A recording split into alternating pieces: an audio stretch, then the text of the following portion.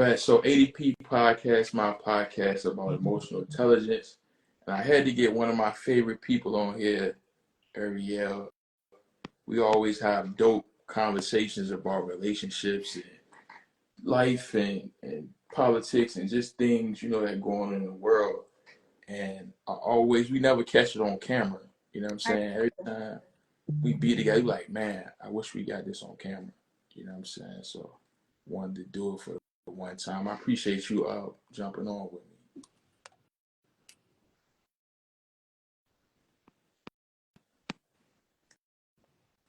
But yeah, let's do it. So, all right. So basically, my podcast is about emotional intelligence because I feel a lot of times, especially men, we can't really process our emotions like that.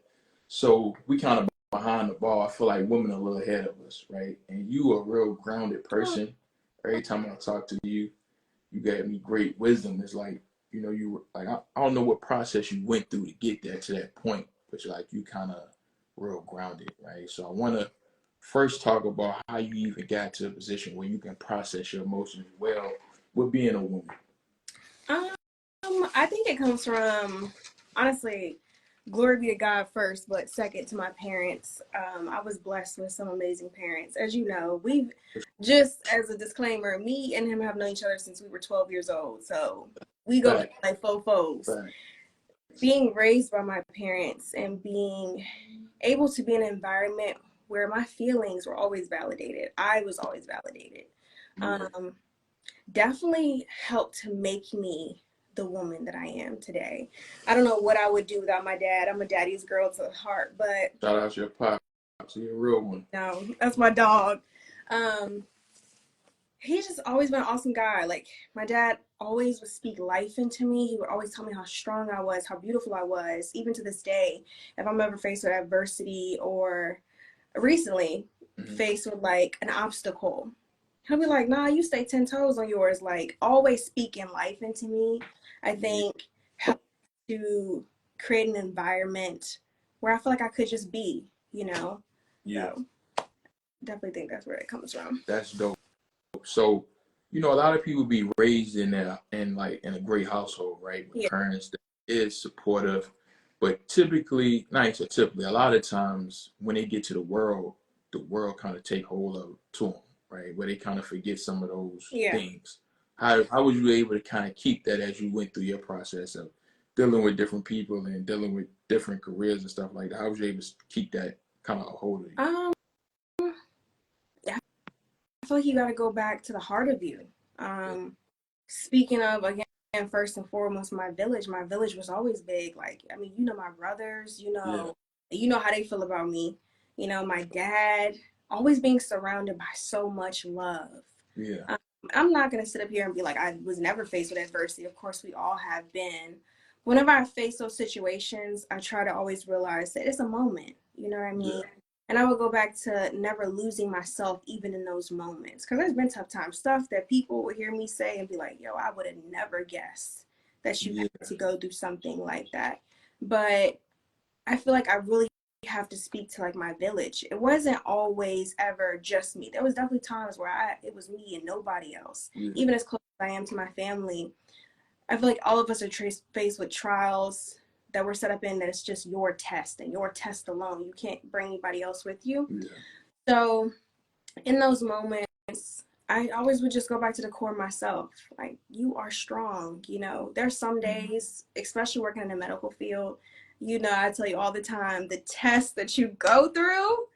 But there's mornings, there are shifts that I work. The other day, I just worked an 18-hour shift. I had maybe a 30-minute break. You go back to the core of yourself. You remind yourself, I am strong. I am valuable. I am loved. Is big for me. Just reminding myself of like who I am. Like, this is a test. Don't ever fall. So. For sure. Most definitely.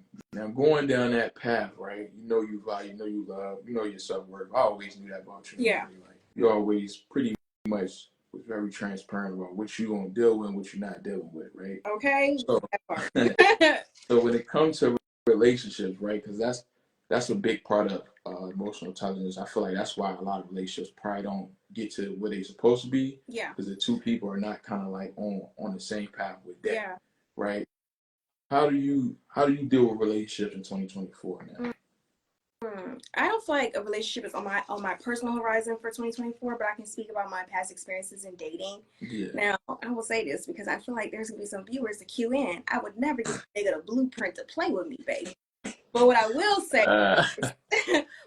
is when I face dating, I try to have very mature conversations. I feel like a lot of times, especially like specifically men on IG, or if you're meeting them off social media, or if you meet them while you're out at brunch or whatever have you, a lot of times, and I can only speak from the standpoint of being a woman. I can talk about conversations I've had with my homeboys and stuff like that, but I can only speak from my personal experience. So I do want to say that for the people that are like watching this live. Yeah. My experience has been a lot that men lead with their eyes a lot. So you really, it's a rarity when you meet someone that will actually lead with their intellect, right? And I'm one of them ones where it's like, yeah, I might have looks, but it's all about the brain, babes. Like, it's never going to be a situation where I ever felt like my looks got me in the door and got me a seat at the table. It may have opened a door for me, but seats at the table is where intellect has to take place. You have to have some sort of value, right? When it comes to like dating and things like that, I try to have mature conversations with people and ask those questions other people don't want to ask. I'm going to ask you things that are going to make you feel uncomfortable. I'm going to ask you things that are going to ask you, like, going to gauge where you are mentally. Give us an example. First date, I'm going to paint the picture, right? Yeah. First date. Certain questions you might not want to ask on a first date because it might be weird, right? It'll make you uncomfortable. Give me a question you'll ask that most people may not ask on the first date. One question. Shout out to my cousin. I get this from him. My older cousin John. Love him to death. Probably one of my favorite people on planet Earth. There's this one question I ask pretty much every man I've ever been on a date with. What is your biggest baggage? That one's a heavy hitter, and you know why? Right. That one's a heavy hitter because it opens up a can of worms that a lot of people really haven't really thought about. What I have learned through that question alone is not just men, but just across the spectrum, human beings, people in general, quite honestly aren't really aware of what their baggage is. They aren't aware of where they stand. Everyone's always aware of where they want to go, right? My goals are this, and I'm going to do this, and I want to make this kind of money, and I want to have this kind of job. But seldom are people so aware of themselves that they understand, okay, well, I got my blueprint, right? But I got to work this out. It's like you're faced with a math equation, but you don't know how to solve it, right? Like you can see, like, oh, the end, whatever have be, but like you can't really see, like, okay, I need to do X, Y, and Z. I need to get this together to get to this point. So that's one of the heavy hitter questions. That's like, niggas be like, shit, bitch, I ain't know we were gonna have this kind of motherfucking conversation today. You gotta sit up in your chest. I'm coming with it. You know what I mean? I would hope someone would return the favor. And those same questions. So I will lie. Somebody asked me, you gotta sit in the chair and clear your throat, like. Gotta sit up with it. Hit you up. That's crazy. You think somebody will tell the truth though? If you ask me, you think they're gonna tell the truth? We had this conversation last time we talked, right? And remember we were talking about how no matter what you ask, no matter what you do, vetting process, when you're vetting people, when you're filtering people through, you can only do but so much, right? So I do try to take people at face value. I try not to make people guilty until they prove to me that they are with guilt. Also don't try to walk around like a chip on my shoulder, like, oh, niggas ain't shit and blah, blah. I'm not one of them girlies either. I give everyone a fair trial, right? But you do choose your fate with me. And I'm going to give you the opportunity to not lose my respect. Honestly, always the best policy, no matter how ugly it is. That's for me and mine. It may not be for everybody, but I'm going to mutually say the same thing. You know, like when I'm asking people these questions, I subscribe to the narrative that I don't ask of others things that I cannot provide, right? That wouldn't be fair. And I'm big on reciprocity. We all got to have that. So. You know what's crazy? I said that when we was talking last time, I was like, women be like, yo, tell me the truth, right? And you tell them the truth, and it gets you nowhere as a dude. So it's like sometimes it puts you behind. You like, I thought I was gonna go a forward step. That should take you back, right? So it makes dudes not want to tell the truth, man. So why do women be like, yo, just tell me the truth and be honest with me? And then they tell them, they be like, it still spaz on you. So it's like you're not gonna win. So you might as well lie. Now I don't subscribe to lying, right? But most dudes be like, I just might as well lie. I ain't get what I want to tell the truth. So I ain't gonna hold you. It's giving you give the mild subscription to lying. You might not give the premium one. I don't lie. You're giving the mild regular subscription to lying here. Now I have not lied. I haven't said I haven't never done that before because I have. Yeah. But in this current phase and stage of my life, I don't have a need to lie. I can pretty much get my way telling the truth. You know what I'm saying? Okay.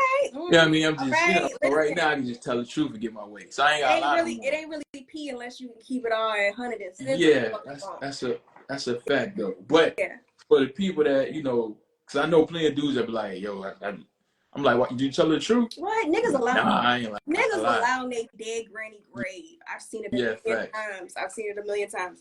So your question was, why do I feel like people do this? Or like, why do women say, tell me the truth, knowing good and well once you tell the truth, they still gonna spaz on you?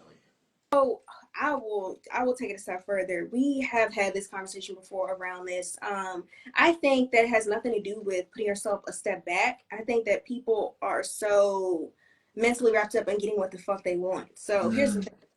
If what you want is what you want, then people look at it as a step back. But quite honestly, I feel like this. I have never had a man tell me the truth and it was ugly and I lost respect for him. So it's not a step back. You may not get what you thought you wanted from me. That's true. Because I ain't going to say, you know what I'm saying, I don't got my nose up to shit, but certain shit is beneath me. You feel me? Yeah. But at the same time, I didn't lose respect for those people. And there was a lot of people that told me the truth, and I was like, I might fuck with it. Now, I'm not the one for bullshit either. You know, I got real low tolerance. It's not going to work on you. But I will say, like, if somebody kept it real with me, you know what I mean? I'm not going to, like, be like, fuck you, you know? I think that question has everything to do with people wanting to get what they want. Yeah. That's a fact. Your truth is going to scare some people, right? Like, there's men out here that might tell somebody, I have homeboys that be like, hey, I tell every bitch I'm fucking with all y'all at the same time. Some women might want to be a part of your truth. Yeah. And some might be like, that's not the lane for me. Now, you know what? It's not. That's a fact. That's a fact. That's not a loss. It's just, that's not the person for you. Yeah. That's a fact. What do you think? Right now, relationships, love, it's kind of like, it's like a pool. And got a little pee in it. Like on one end, got like pee in it. Lord. You know what I'm saying? On the other end, got a little salt in it. You know what I'm saying? Algae. Like, algae. It's looking crazy right now in the dating pool. Just, you know, just hearing and seeing and talking to people. Dating pool is crazy right now. And to me, it seems the focus is kind of switching from like relationships and marriage to like everybody really kind of doing them. Yeah.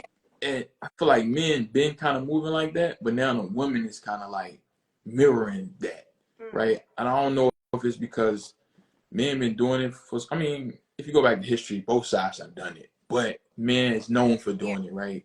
And women is now kind of like doing the same thing, right? Maybe even a little better. Women are known for doing it too. Have you ever heard of the Greek story of Helen of Troy? Helen of Troy, well, not that bitch be fucked with. Her coochie started a whole war. Oh, man. But another story for another day. Now, I did read up on a lot of women that was like, you know, they had like multiple men part, like like queens of kings. Like they was like the king, but they was a queen, and they had like, You're going. So I read up on that. But just talking about the traditional woman, right? Yeah. Per se, not really true, but you know, like what they mold them to be. Now, cook, clean, stay in the house, one relationship, kids, all that, right? But now it's like that is turning because now that woman is not really doing that no more, right? They are living their life to the fullest. So I look at it like, does that affect, because if men doing that and women doing that, and it's really not slowing down, does that affect marriages down the road, and does that affect families and things like that? What's your stance on that? My opinion on that. So does people doing what the fuck they want to do and not really having, let's say, intentional relationships or marriage dating styles affect things later on? I think it has everything to do with insert yourself in, right? Mm-hmm. Like, I have plenty of homegirls that are married. I have friends that have families that are successful. I have friends that are out here living their best life. You know what I'm saying? We outside. And then I have friends that are just like, girl, my favorite place is my house. Yeah. I subscribe to that one. But I don't know. I feel like that's so subjective. I think it really depends. I think there's so many beautiful relationships out here where people are having real marriages that really are like holding to their covenant, really are happy, really do love each other, really do protect each other, really are loyal. You know what I'm saying? Like genuine relationships. I do feel like those are really happening out here. But again, I feel like that's kind of subjective to say like how would it affect things later on. Well, let me paint a picture like this. How do you see relationships? And it's 2024 right now. Let's say 2030. How do you see relationships? Do you see more people moving towards marriage, partnership, or do you see it being a trickle down effect like what's right now? And that's basically people just kind of doing what they want to do, shacking up, having kids. With you, I don't really think that anything's happening in this newer day is new. I'm gonna be very frank with you. I quite literally don't. You know what the difference is? Number one thing, we're in the age of technology, so everything is microwavably quick, right? Yeah. Everything is video, televised. Pretty much everyone can see everything nowadays. So like, I don't really think that like your grandpa was probably fucking with Susie down the street, but Susie knew to shut the fuck up because her bills was paid, right? There's niggas that are still doing that to this day. That's not new. That day, this day, a snake is still a snake in that aspect. But I will say the way that the serpent has changed his head is that everything is microwavably quick. You know what I mean? Like social media is so fast. People have access to cheating at their literal fingertips. You can be anywhere in the world at any time. If you have a relationship, pick up Instagram. Half naked bitches willing to sell their soul in that motherfucker. Niggas flash money that are willing to buy it. You know what I mean? So it's like, I think that when it comes to things like that, I don't really think it's a new beast. I think it's something we've been constantly faced with. Now, when it comes to the heart of it, for me, myself, personally, how I feel like marriage is always going to be a thing. It's actually like something in psychology that says that we actually need companionship. Yeah. So like saying when you take like your nutrition class and stuff like that, they talk about something called Maslow's theory. One of those brackets, which Maslow is basically like a hierarchy of things that are needed for you to literally fucking live. And companionship, love, and sex are all on that. So I just kind of feel like when it comes down to like the innate need of human beings, it is for us to need each other. It is for us to need each other, period. Like it is for people need companionship to survive. Those people that are just like, I'm by myself and I'm alone, I can be alone, that's great, babes. But honestly, it's therapy. Like you're not healed, babes. Like I don't know what to tell you, like you're not healed. Like I get enjoying your own company, that's great. But I will never be to the point where I'm just like, I don't need anyone. Like I don't care about anybody. Like I don't know. I feel like it is an innate need of humans to be with each other. It just is. You know, like since before time, like since the beginning of the time, we've always been that way, right? So I agree with that. But Susie back in the day was willing to go through a lot. She was willing to deal with a lot. She know he was cheating. Was a side bitch. There's bitches that'll go through a lot today. Look at any of Future's baby mothers, babes. Yeah, listen, but it's like one. Yeah, that's true. That's true. But it's like you ain't. I don't really want to meet a woman like that. But it's just like you ain't gonna meet a woman that like that. I don't want to call her. I don't know what the word used for. You're just not gonna meet a woman that's that like, dumb. Let's just say fucking dumb. Yeah, like you know what I'm saying. You're not gonna really. You know what I mean? It's just like you ain't really bump into that many dumb chicks. You know what I'm saying? Just willing to just. Maybe dumb is bad. Let me retract that from the docket. We're gonna say unhealed and unaware of their self-worth. That's sad if men are out here searching for women that are unaware of their self-worth or don't actually care about themselves as human beings. The fact that someone would want that lets me know that they're not ready for a serious relationship. if you're out here searching for women that are unhealed, women that can't speak to you, if you're basically out here looking for a yes man with a coochie, you probably want to go back to the drawing board. I feel like this, if I'm ever out here looking, right, which I don't, I feel like the man that's gonna be for me is the man that's gonna be able to call me on my shit. Gonna be controversial because some bitches like a man to tell them yes to everything. Like, yeah, we want to hear yes a lot, but I ain't got you letting no dude check you. You're not saying that. I want to be able to meet my match, right? Like, speaking of my dad in my village, my dad will always be like, "You are such a tigress woman. You've always been. You're so strong. You don't take no shit off of nobody. Right. But my heart is pure, right?" So at the heart of it, I do want somebody that can be like, "Yo, bro, you fucking up." If can't nobody ever call me on my shit, I will never grow. You know what I mean? Like, if no one can ever be like, "You're fucking up," you'll never grow. You'll be stagnant. You'll be comfortable. If everyone around you is a yes man, you have no one calling you on your shit, you will never grow. That is a horrible place. That's a place I hope that I'm never at. Yeah. So here's the question though. All that sound good, which I know is generally you, right? But just speaking from you though, women in general, for me dealing with women, all that. The moment you call a woman on her shit, first of all, they never take accountability. Every time you call a woman on shit, for some reason, they swing it back on you. Wait a minute.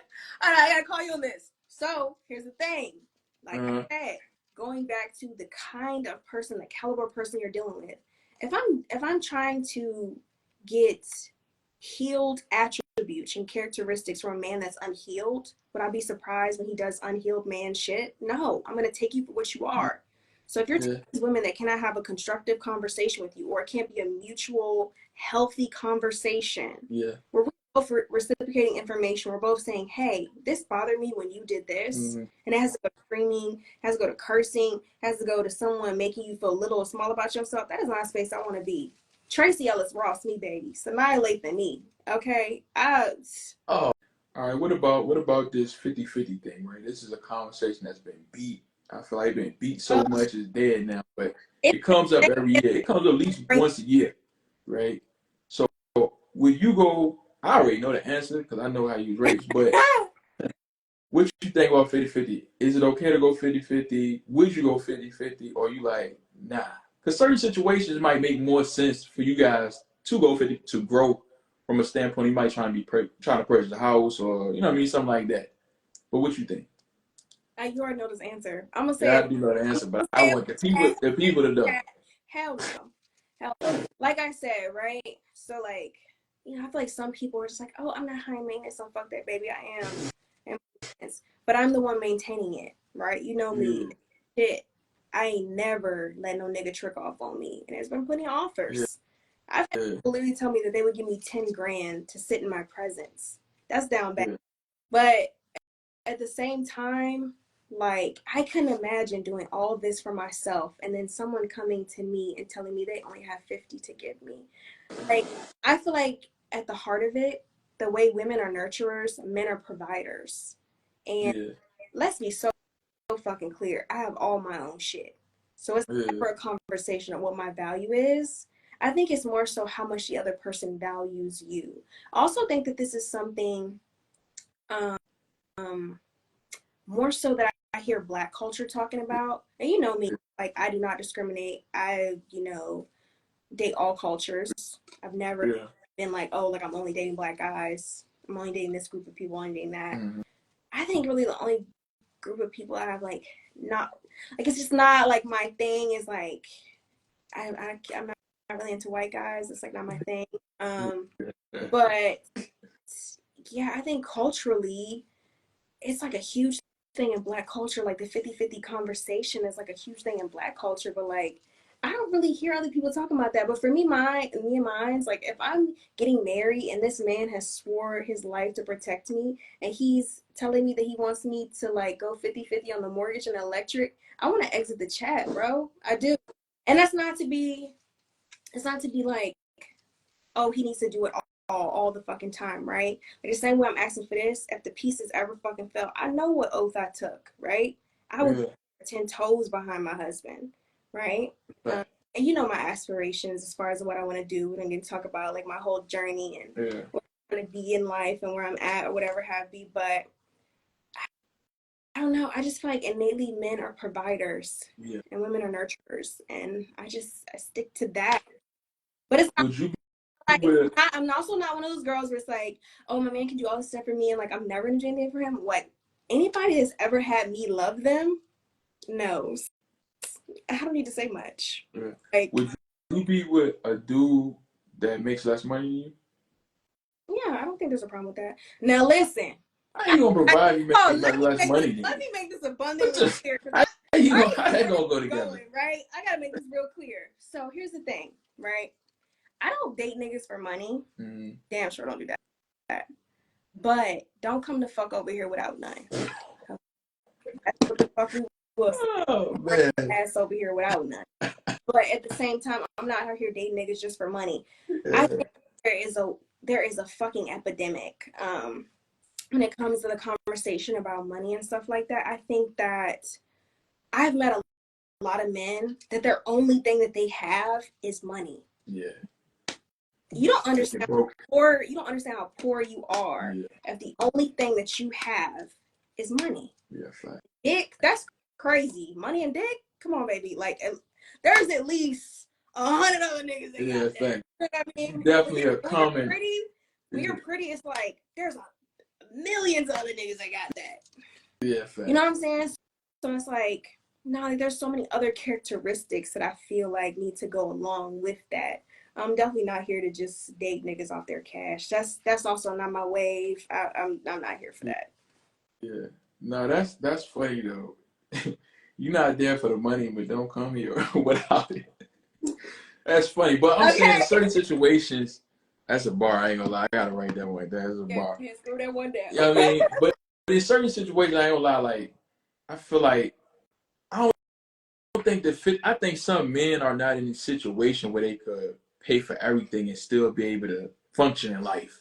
Well, so I'm thinking, so like, all right, babe, say y'all about to buy a house, right? And y'all both working. Right. And he make more money than you, maybe not a lot more than you, right? Right. And you guys are trying to get out of the situation and move to a house. It might put you backwards for him paying everything, you're not paying nothing. It might get you in the house faster if you went 60-40 or whatever. You know what I'm saying? So I'm thinking certain situations, it make more sense to maybe not go 50-50, but like. I gotta say this right here. I gotta clear this shit all the way. I feel like if you're not ready for a wife for marriage, just don't fucking do it. It's never that deep. It's a fact. You know what I'm saying? I've actually recently had an ex swing the block on me. That is a whole nother story for a whole other day. But he was like talking to me, like basically like apologizing. He was like talking to me. He was just like, when I met you, it was the equivalent of me basically like getting a Ferrari but not being able to afford it. And I knew that I had a Toyota budget, and this had nothing to do with money. This was a metaphor for me as a person, right?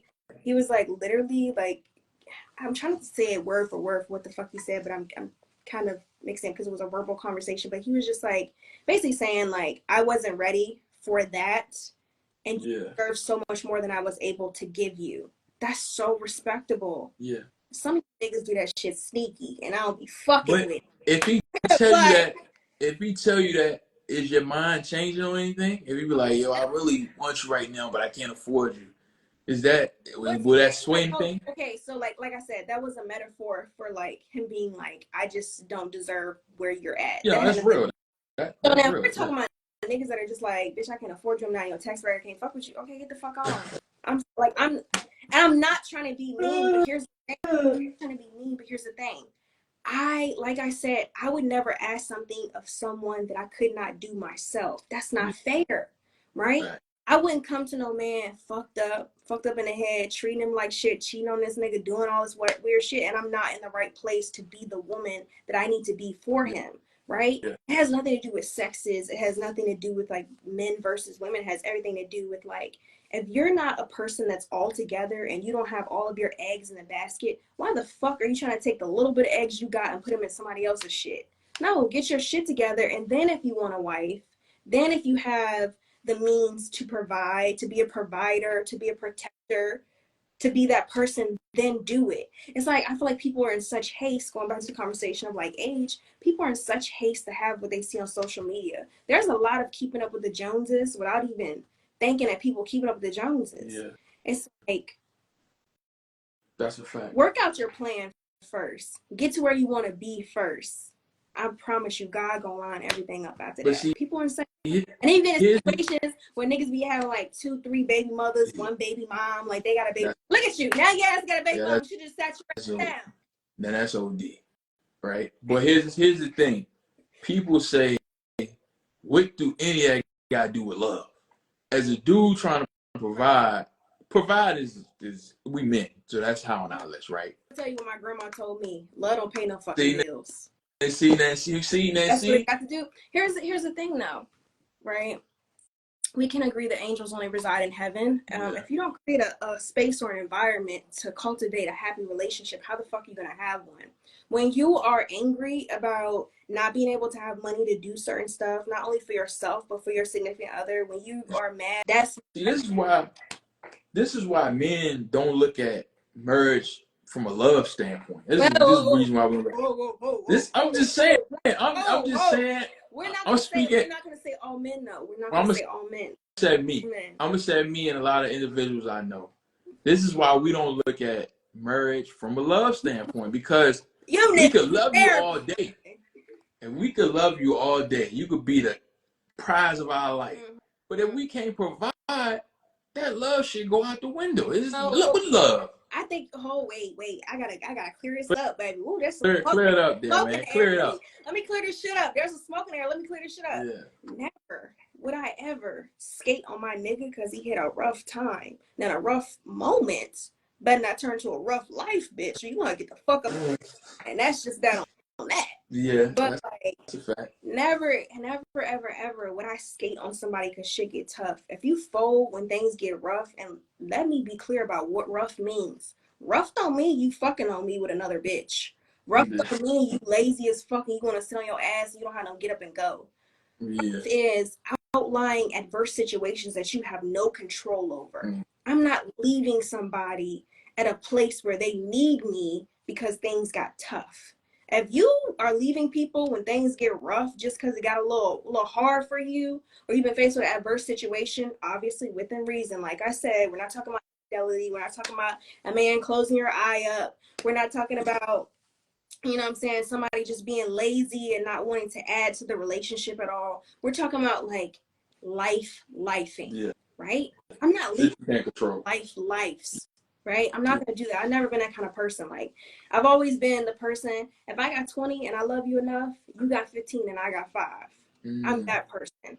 But at the same time, I better see some reciprocity, or it ain't going to be too much of that. So I'm not one to leave people when things get rough, but that's only for people that are worth it. And I reserve that for very little. Very little. Very little. Man, it's been a great conversation. We're going to have to do a part 2. It's a lot of questions I didn't even ask, right? So we got to do a part 2, man. But I appreciate you jumping on. Make sure you follow the homie Ariel, man. She's a dope, probably one of the best individuals you're gonna meet, man. But I appreciate you jumping on ADP Podcast. Or I'm gonna text you after we get off this. All right, bye. All right.